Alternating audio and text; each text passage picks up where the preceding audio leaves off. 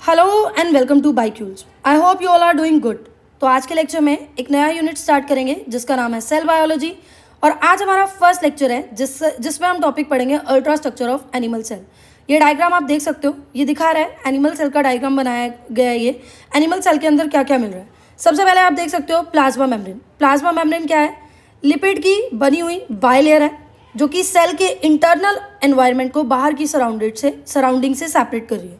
Plasma membrane को ना हम सिलेक्टिवली परमिएबल मेम्ब्रेन भी बोलते हैं। सिलेक्टिवली परमिएबल क्यों?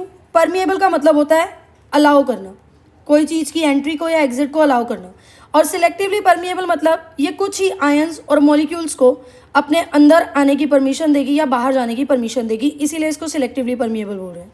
इसके अलावा आपको यहाँ पर दिखेगा न्यूक्लियस जो कि सेल की सभी एक्टिविटीज़ को कंट्रोल कर रहा है। और न्यूक्लियस के अंदर आपको दिखेगा न्यूक्लियोलस। साथ में दिखेगा क्रोमैटिन जो कि सेल डिवीजन के टाइम में कंडेंस होकर क्रोमोसोम बना लेता है। और हमें पता है क्रोमोसोम में क्या है?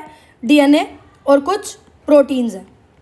डीएनए जो कि डीऑक्सीराइबोन्यूक्लिक एसिड जेनेटिक मटेरियल है, और ये क्या करता है? ये इन्फॉर्मेशन को ट्रांसमिट करवाता है एक जनरेशन से दूसरे जनरेशन में। अब ये जो न्यूक्लियस है ये डबल मेम्ब्रेन बाउंड ऑर्गेनील है, ठीक है। इसके साथ ही एक लेयर चल रही है जिसको हम बोल रहे हैं, इसके साथ ही मेम्ब्रेन्स चल रही हैं जिनको हम बोल रहे हैं एंडोप्लाज्मिक रेटिकुलम। अगर इस एंडोप्लाज्मिक रेटिकुलम के ऊपर राइबोसोम प्रेजेंट होंगे तो ये रफ एंडोप्लाज्मिक रेटिकुलम होगा, और अगर राइबोसोम एब्सेंट होंगे तो ये स्मूथ एंडोप्लाज्मिक रेटिकुलम होगा। इसके अलावा यहाँ हमें साइटोस्केलेटन मिलता है, माइटोकॉन्ड्रिया यानी कि power house of the cell, peroxisome, cytoskeleton, lysosome और गोल्गी अपरेटस पे मिलता है। एक एक करके इसके बारे में थोड़ा बहुत पढ़ेंगे, और आने वाले लेक्चर में हर एक ऑर्गेनील के बारे में डिटेल में पढ़ेंगे। तो चैनल को सब्सक्राइब कर लेना और आगे वाले लेक्चर्स को भी देखना। तो देखो, सबसे पहले तो एनिमल सेल मैंने आपको बताया एक यूकैरियोटिक सेल है। अब एनिमल सेल जैसे यूकैरियोटिक सेल है, प्लांट सेल भी ऐसे तो यूकैरियोटिक सेल ही है ना। तो इनमें डिफरेंस क्या है? डिफरेंस है सेल वॉल का। एनिमल सेल के पास सेल वॉल नहीं होती है। On the other hand plant cell हमें पता है वहाँ सेलुलोज की सेल वॉल होती है। तो एनिमल सेल के पास सेल वॉल एब्सेंट है, ठीक है। और यहाँ पर जो लिविंग पार्ट है यानी कि प्रोटोप्लाज्म है। प्रोटोप्लाज्म क्या होता है? साइटोप्लाज्म, सेल के अंदर जो साइटोप्लाज्म मिल रहा है, और साथ में न्यूक्लियस के अंदर जो न्यूक्लियोप्लाज्म मिल रहा है। तो ये जो प्रोटोप्लाज्म है ये बाहर के एनवायरनमेंट से सेपरेटेड है। किसके थ्रू? एक प्लाज्मा मेम्ब्रेन के थ्रू। ऊपर भी मैंने बताया प्लाज्मा मेम्ब्रेन क्या कर रहा है? सेल के अंदर के एनवायरनमेंट को बाहर की सराउंडिंग से सेग्रीगेट कर रहा है, सेपरेट कर रहा है। तो अब एक एक स्ट्रक्चर को आराम से पढ़ेंगे, थोड़ा बहुत 2-3 लाइन में, और आने वाले लेक्चर्स में डिटेल में पढ़ेंगे। तो सबसे पहले हमने यहाँ ऊपर मार्क किया हुआ है साइटोस्केलेटन को। तो साइटोस्केलेटन के बारे में हम क्या पढ़ेंगे? एक तो ये सेल की शेप प्रोवाइड कर रहा है, शेप मेंटेन करने में हेल्प कर रहा है। दूसरा, सेल की मूवमेंट में हेल्प कर रहा है, सेल डिवीजन में इसका रोल है, और सेल के अंदर जो भी मटेरियल्स मूव कर रहे हैं उसके अंदर भी इसका रोल है। इसके अलावा यहाँ आप क्या पढ़ते हो? Endoplasmic reticulum. रेटिकुलम का मतलब क्या होता है? नेटवर्क। तो एंडोप्लाज्मिक रेटिकुलम 2 तरह का हो सकता है, आरईआर और एससीआर। आरईआर मतलब रफ एंडोप्लाज्मिक रेटिकुलम। अब यहाँ रफ क्यों है? ये रफ क्यों है? क्योंकि इसके ऊपर राइबोसोम प्रेजेंट है, और राइबोसोम प्रेजेंट है, और राइबोसोम को हम protein factory of the cell बोलते हैं। तो ये प्रोटीन बनाने में हेल्प कर रहे हैं। और एससीआर मतलब कि स्मूथ एंडोप्लाज्मिक रेटिकुलम, जिसके पास राइबोसोम नहीं है, मतलब यहाँ पर राइबोसोम एब्सेंट है।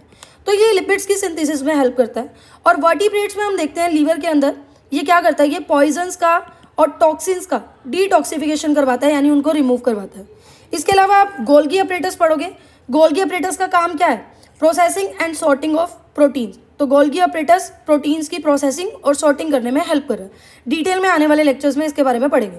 लाइसोसोम्स क्या है? लाइसोसोम्स आपने बचपन से पढ़ा है, इसको हम suicidal bags of the cell बोलते हैं, क्योंकि लाइसोसोम के अंदर कुछ ऐसे एंजाइम है जो सेल्स के अंदर जितना भी वॉर्न आउट डेड मटेरियल है, यूज मटेरियल है, उसको डाइजेस्ट करने में हेल्प करेंगे, और ज़रूरत पड़ने पे पूरी की पूरी सेल को ही डाइजेस्ट कर लेंगे, इसीलिए इसको suicidal bags of the cell भी बोलते हैं। परोक्सिसोम्स क्या कर रहे हैं? फैटी एसिड्स की मेटाबॉलिज्म करवा रहे हैं, और भी कुछ मेटाबोलाइट्स को तोड़वा रहे हैं, ठीक है। माइटोकॉन्ड्रिया जो कि power house of the cell है, ये क्या करेगा? एनर्जी बनवाएगा। एनर्जी किस फॉर्म में? एटीपी यानी कि एडिनोसाइन ट्राइफॉस्फेट की फॉर्म में।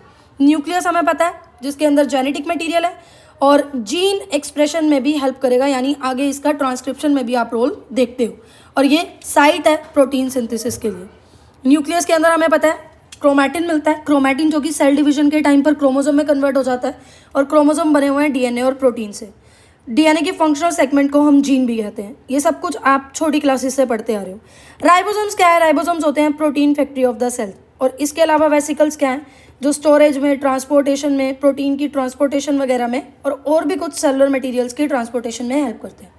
So this was all about it. छोटा सा लेक्चर था, छोटा सा टॉपिक था जिसको हमने कवर कर लिया। आई होप ये आपको हेल्पफुल होगा। आप इसके नोट्स नीचे दिए गए टेलीग्राम लिंक पे से ले सकते हो। टेलीग्राम आईडी को भी सब्सक्राइब कर लेना डेली नोट्स के लिए, और अब डेली लेक्चर आएगा तो यूट्यूब को भी सब्सक्राइब कर लेना। Thank you so much.